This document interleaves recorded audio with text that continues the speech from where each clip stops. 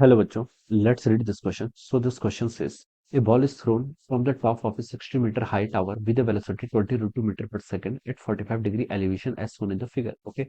Find the radius of curvature of the path at the highest point. Okay. G की value 10 metre पर second square की है. Alright. तो चलिए बच्चों, अब हम इस क्वेश्चन को स्टार्ट करते हैं. तो देखिए बच्चों, इस क्वेश्चन का की कॉन्सेप्ट आप क्या लिख सकते हैं. The key concept of this question, इस क्वेश्चन में देखिए आपको क्या फाइंड आउट करना है. इस क्वेश्चन में आपको radius of curvature find out करके बताना है. ऑलराइट. तो we can write down the key concept of this question is radius of curvature. Okay. तो देखिए बच्चों, ये पार्टिकल आपका किस टाइप का मोशन करेगा. इस पार्टिकल की जो ट्रेजेक्टरी वो क्या है, पैराबोलिक है. क्यों है पैराबोलिक? कि पार्टिकल पर देखिए आपका ये क्या कर रहा है, आपका प्रोजेक्टाइल मोशन कर रहा है. ओके. तो देखिए हम क्या बता सकते हैं, मान लीजिए this is our x axis. Okay, आपका एक्स एक्सिस है, this is our y axis. Okay. Particle को देखिए आपने थ्रो कर दिया है. ओके. ये पार्टिकल देखिए, पार्टिकल की ट्रेजेक्टरी आपको कुछ इस तरीके से दिखाई दी. Okay, this is the trajectory of the particle. Particle आपका ऐसे नीचे को चला गया. ओके. ये आपकी ट्रेजेक्टरी है किसकी, पार्टिकल की. ओके. इनिशियल वेलोसिटी के करस्पॉन्डिंग देखिए क्या हिंट दे रखी है आपकी, इसकी इनिशियल वेलोसिटी ये है. ओके. इसकी वैल्यू कितनी दे रखी है, 20 रूट 2 मीटर पर second and it is making an angle of 45 degree. Okay.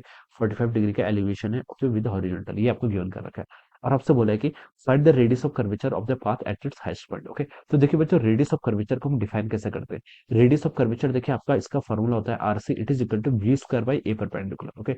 This is the radius of curvature. Okay. देखिए वेलोसिटी का, देखिए एक्सेलेरेशन के दो कंपोनेंट होते हैं. एक कंपोनेंट होगा देखिए आपका, जैसे अगर कोई भी पार्टिकल आपकी इन जनरल ट्रेजेक्टरी कर रहा है. ओके. ये आपकी मान लीजिए this is the eight highest point बोला है, तो ये आपका हाईएस्ट पॉइंट है मान लीजिए. ओके. तो देखिए this is a part of the circle, ये क्या होगा, एक सर्किल का पार्ट होगा. Okay.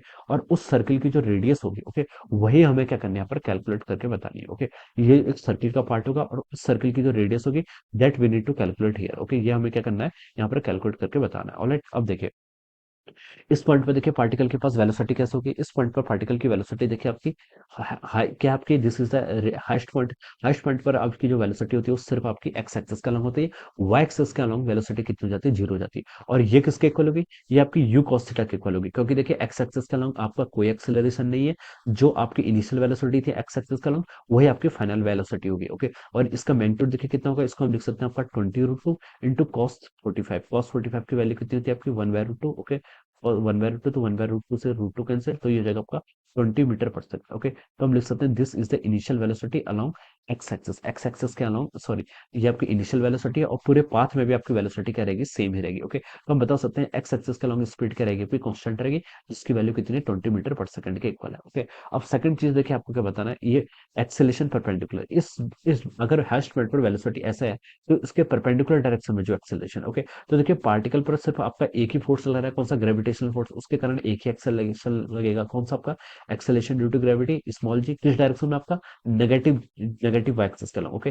So this is the acceleration, क्या था, जी. जी लिख लेंगे. ओके. और ये क्या होंगे, एक दूसरे के परपेंडिकुलर होंगे. ओके. तो यही हमें फाइंड आउट करना था. देखिए ए परपेंडिकुलर के यहाँ पर, ए परपेंडिकुलर इज द एक्सेलरेशन का वो कंपोनेंट जो आपकी वेलोसिटी के क्या परपेंडिकुलर हो, और यहाँ पर क्या आपका जी है. तो हम लिख सकते हैं देखिए वी स्क्वायर क्या कितना हो गया, यहाँ से आपका 20 का स्क्वायर कर लीजिए, डिवाइडेड बाय एक्सेलेरेशन का परपेंडिकुलर कंपोनेंट कितना है आपका, जी है. ओके. तो आप क्या लिख लीजिए, इसको सिंपली यहाँ से जी लिख लीजिए. ओके. और जी की वैल्यू क्वेश्चन ने बोला है कि इसने 10 लेने के लिए. ओके. तो हम लिख सकते हैं आर सी की वैल्यू कितनी हो जाएगी, v square by a perpendicular. Okay. इसको हम लिख सकते हैं आपका 20 का स्क्वायर 400 डिवाइडेड बाई 10 कर लीजिए, तो इसकी वैल्यू आपकी 40 मीटर के इक्वल हो जाएगी. Okay. So this will be the answer. Okay. ये किससे मैच कर रहा है, आपका ऑप्शन थर्ड से. So we can say that option 3 will be the correct answer of this question. Alright. So this is the correct answer. So I hope you all understood this concept. All the best and thank you so much.